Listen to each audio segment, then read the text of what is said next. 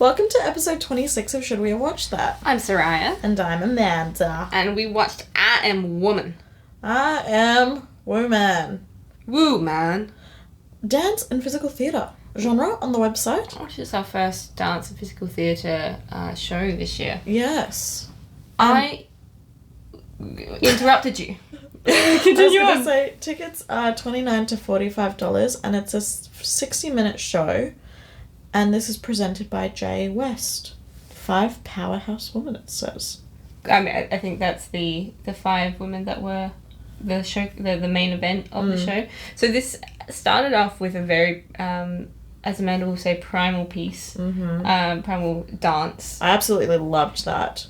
It was very cool. Had chills when they were yelling at one point. Yeah. And I was like, far out. Honestly, I could do with a yell. Like, genuinely, Fair. I was in my seat thinking I could really could really do with a scream. Yell. And my voice isn't feeling the best from all these whoopings from these cabaret shows. Because we're hype girls, as we previously said. Yeah. But honestly, I think I could go for a just quick rage session. So it was a large cast for the first and final pieces, and then throughout the show it was only 5 dancers throughout. More or less. No, I think it was only the 5. Well, there were duos. No, I mean like the 5. Right. The 5 main dancers. Right. Whereas who kept coming back. Whereas there were like at least, I want to say maybe 8 more dancers. Yeah. No, in I the getcha. wings. Yeah. Yeah. I don't know how you feel about this, but I didn't love the multimedia and voiceover. Okay, so I didn't mind it for the first little bits. There were a few that I thought just went for a little bit way too long. Agreed. And then I thought it was just kind of driving the same point. Yeah. Over and over again, and I kind of just thought I get it. Yeah. Do you know what I mean? I do. But I don't think I disliked it as much as you did. That's fair. Yeah. I just felt like a lot of the time, as you say, like driving the same point over and over again, but voiceovers can be really hard, and it felt like we had a voice coach at Whopper who at one point said that you need to make it sound as if you're not reading a shopping list. And it felt like they were just reading a shopping list in multiple points, where I was just like, I've actually tuned out because there's no like expression or new thought in your voice. You're not engaging me to listen, especially when that's all there is to go by. Yeah. I did think, however, her pronunciation was pretty good, and her frigatives were... Enunciation was on point. Yeah, because she was hitting those S's and those T's. Real nice. Real nice, yeah. We also had a surprise silk aerialist in this one, which was really unexpected. Beautiful. And I loved the, I'm going to call it like, is it the death card in tarot that's upside down like that? No, the Hanged Man. Yes. It was giving the Hanged Man at one point, which I thought was beautiful, and she was kind of hidden behind the silk, which may not have been on purpose, but like just because of where she was in relation to the audience. But that was a beautiful moment. There was actually a lot of moving parts to this show now that I think about it. Because you had the aerialist, you had the multimedia projection, the voiceover, the over voice. You also had the projection screens. Not the projection screens, sorry, the screens that the dancers were behind. Oh, yes. You had chairs, you had... the mirror. The mirror, you had... what was I going to say? One more thing, and it has escaped my brainy poos. Blah, blah, blah. I didn't really think the mirror was necessary because there was a multimedia thing beforehand about exactly what this was about, and like this dance piece was about, and I feel like the mirror was a little bit like a in theatre when the script writer or director doesn't believe that the audience is smart enough to get it. Yeah. It felt like a little bit like that. Yeah. I'm going to detour back a little bit on concept. Yeah. So I'm just actually going to read this from the website because it's actually, I think it sums it up quite well. So I'm Woman showcases the expression, and it's funny because we did go into it thinking that it was very vague. Yeah. But now that I'm reading it, I'm kind of thinking that's kind of spot on. So I Am Woman showcases the expression of 7 feminine archetypes in an alchemy of pleasure, power, and play. From the fierce femme fatale of the wild woman to the sensual tears of the lover, commanding and catalyzing huntress to emotive embodiments of the mother, playful curiosity of the inner child to prayers of pleasure with the priestess, and finally a show-stopping queen routine that will command your full attention. Sorry, but that does sum it up very well now that we've seen the show. However, for people that haven't seen the show, it's like, what are you talking about? You're not wrong, because that was the position that we were in. Yeah. And only in hindsight do I think that is a great description. Yeah. So yeah, it takes us through all of those. It wasn't like a linear storyline or anything like that. I think it was just kind of the journey of being a woman. Yeah. And how Sass mentioned that it did kind of start off primal, which I really enjoyed. Yeah, that first piece was a wonderful piece to start with. It was very intense, and I used the word guttural before, and I liked it, so I'm going to use it again. Yeah, and you had them kind of approaching audience members on chairs and stuff. One of them mounted the first row of the chairs to, almost scratch at somebody, but didn't, obviously. Yeah. And it was a great way to start it, I thought. I was engrossed immediately from that. And animal work, you need a lot of commitment for it to be good as well. You do. And they were committed to that bit. Which, speaking of, after seeing so many burlesques, when there are multiple people dancing, doing the same choreography, they hadn't been in time in the burlesque shows that we did, or they didn't start on the same, hip, or, there's moments like that of choreography going slightly amiss. Mm-hmm. It was clear that everyone on stage was a dancer. They were, they hit their beats over and over again. There was lots of quick, very, very quick movements, which is very difficult for dancers to keep in time, but they accomplished that, and it was very polished, their dancing abilities. Yes. Super polished. 100%. 100%. Okay, so I feel like character development, I think there is a bit of that, because it does do the journey of a woman. Because we start off as primal, and then we kind of go through... I've described it already, and then, I'm just going to briefly encompass it again, but, motherhood, having a child, and stuff like that. And then it was, the process repeated because of the inner child then being shown. Yeah. Okay. So I want to talk about the mother? Some of these acts. So, okay. The mother and daughter dance piece, I bawled my eyes out during this, and you did for the I did for the child, the inner child afterwards. Yeah. And I don't know if you were trying to make us cry, but you were successful anyway. Yeah, and it was, for me, it was all for the wrong reasons, because me and my own mother don't have the best relationship. Yeah. And I kind of just was there getting really weepy over the fact that I wish this was the case for me. Yeah. And it took me by surprise. I have never... I don't know. The funny thing is that I thought that some of the acting in that, I thought the child was incredible. Yeah. But the lady who was playing the mother, I thought some of the acting wasn't as polished, or, it was big for stage. Yeah. But it didn't need to be. Yeah. The dance piece itself was nuanced, that I felt that the acting was more subtle, because it then meant that it was more private between the two of them. It was just for them. But that doesn't mean that the connection between the two of them was astray, because they were beautiful, and I was bawling my eyes out by the end of that piece. And then I took those tears, and then I ran with them. I passed them over to Sass. There's a moment of bullying when it comes to the inner child dance piece, and I think what really got me was that there's a continued what's it called? when they recycle the same movement. It was almost like motif. Thank you.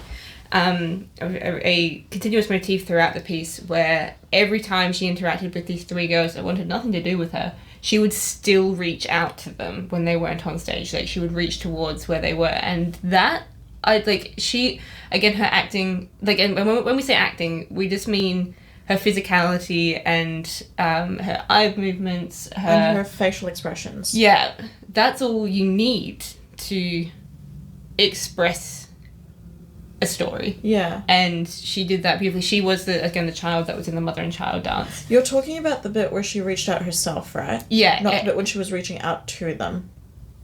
Or are you talking about that? No, I'm talking about... As in when she physically tried to touch them? Or when she just went like... and then it was like... trying to pull herself away. And she pulled herself away, yeah. That bit. Because she'd just been hurt, but she still wanted... Like, she was... It had been kind of ingrained in her to do that. Yeah, to reach out regardless. But, like, she was trying to stop herself, but she didn't want... Like, her body couldn't stop reaching out. It was... Yeah. And then she was getting more and more upset every time that she did it. And she was like really slapping powerful. Herself by that point to push her arm down. Yeah, I agree. Because I was going to say, if you said that it was the physical act of trying to grab the bullies... Oh, no. I thought that was kind of a bit on the nose. No. It wasn't that. It was her solo in the centre of the stage, being very small and then reaching out and then bringing herself back in to make herself small again. Yeah. I thought she was an incredible dancer. Yeah. And very expressive. Agreed. I'm nodding, by the way. Yeah. I was very impressed by her. And, yeah, it just got more and more aggressive with herself. Yeah. And that was heartbreaking. Yeah. And you can see yourself in all of these situations. And I think that's what I enjoyed most about that moment, because there was a deeper meaning to it that you were able to get to by yourself, and it wasn't very on the nose, and that's when it kind of plays with your subconscious and, you know, like your things that you have kind of suppressed. Yeah. Which a lot of us do. Yeah. And makes it conscious, and you're like, oh my God, this is just ridiculous that... dance can pull that out of you because it's just so expressive. Yeah. And I was just very impressed. It was gorgeous. We loved it. Yeah. Set and lighting. Lighting was beautiful. Oh my God, set right? Changed. We had stuff that was projected onto the ceiling as well. I was tapping Sass and being like, shadows, look, shadows. Up ceiling, look, ceiling. And we'd spoken about set, and I said that there were a lot of moving parts. There was a really beautiful moment with, like, a kind of puppetry where they were shadow behind... work. Shadow work, yes. Where they were behind a screen, and it was just their silhouettes. Oh, that was very pretty. Silhouette. Yeah. And, of course, the aerialist, we had some fire... dancing, which the fire dancing wasn't as impressive as some of the stuff we have seen. And I feel like, honestly, it wasn't as impressive as the rest of the dances that they did. I agree. I thought it was just like, look, fire. Yeah. I think they could have...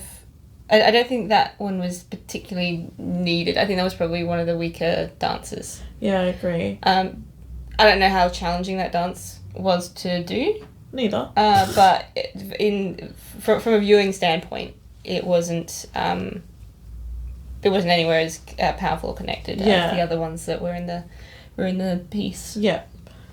And I did really enjoy that they all looked like they're having an absolute blast. They were so in touch with their body, sensually, and in terms of kind of bringing up grief and, you know, trauma and stuff like that. And I just thought the narrative came across very well. Yeah. In some bits more than others. Definitely. But I think overall it was the storytelling aspect of those dance pieces were done very well. They were evocative. Yeah. Yeah. Favourite moment? I think it's going to have to be the bully dance for me. The child dance. Although I did actually very much like the boss bitch moment when they were in hooded cloaks. That was just fun. But I did cry at the other one, so I think that one has to take the winning piece for me. I also don't know why we didn't get more claps and stuff like that, because I think it was that the crowd wasn't sure if they could, like if it was encouraged, and perhaps if we had something earlier, like you know how burlesques say that, like if you like something, whoop. Yeah. Because it was a much more evocative show in thought. Perhaps. I think that's why there wasn't as many whoops. Yeah. We were definitely all still enjoying it, and there were moments where we, tried to start a clap, and it didn't take. That's okay. It was only really when the Silk Aerialist came out that we started doing a bit of whooping. Yeah. Because even we love an aerialist. We do. Even we were a bit shy when it came to that. Anyway, what was your favourite?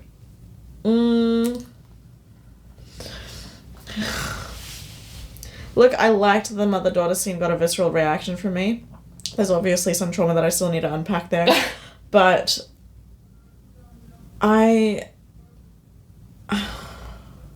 it's funny because I didn't love some of the acting in that. And that's why I was kind of surprised that it got me so much. Yeah. But again, I think it got me for everything that it wasn't. Yeah. For me. Because I didn't have that relationship. I don't have that relationship with my mother. And that's what was getting me. And when they were connected, that was really beautiful. But also because I think it did get a visceral reaction for me, I think I have to put it as a favourite moment. Yep, I get you. So I think that, and also the primal first piece. intro piece. That was badass. Because I did get chills from some of that. And I was like, shit, okay, here we go. We're in it now. Yeah. That's fair. 3 words, Sass. I'm going to go with emotional, because I cried. Powerful. The entire thing was quite powerful, apart from, again, I didn't love the multimedia, but it was also very sensual. It was women taking back the sensuality, so yeah, sensual is my third. What about you? So I've said it a few times. I'm going to say primal. Oh, what? Yeah. I'm going to say grounding. And visceral. Yeah. Beautiful words. Which is odd coming from a dance piece, because, I don't know, I feel like I was expecting to leave quite, like, enthusiastic from being, like, buoyed up by... Yeah, you know what? You're so right. By dance, but because of our reactions to those other 2 pieces, we left kind of melancholic. It wasn't a bad thing, it was just our spirits weren't... Like, obviously these dancers had just finished and they were on, like, a post-performance high, but... And they were out in the foyer for us to talk to and perhaps take pictures with. And stuff like that. We weren't in the headspace to do that after seeing the 2 pieces that made us cry. Yeah. Yeah. Should we have watched that? I think so. I think so too. I did really enjoy it. I think there were things that I felt like could have been a bit more polished, but or maybe they're just not for us in terms of some of the narrative audio voiceovers, or like a little bit too much. Yeah. But I still think that it was a great show, and I'm glad I saw it. And this has been the first show that has both gotten not even just one of us crying, but both of us crying. Yeah. That's true. Yeah. Yeah. So what are we watching next, Sass? We are watching something very exciting, because we saw this performer in a previous show called Yeah Yeah Yeah, and we were both enamoured by his skills. So we're watching All the Rage, which is Jesse Gordon and Mark Kerner at the Ellington. Yes. Very excited for this next one. Yeah. So thanks for listening, guys. I've been Soraya. And I'm Amanda. Bye.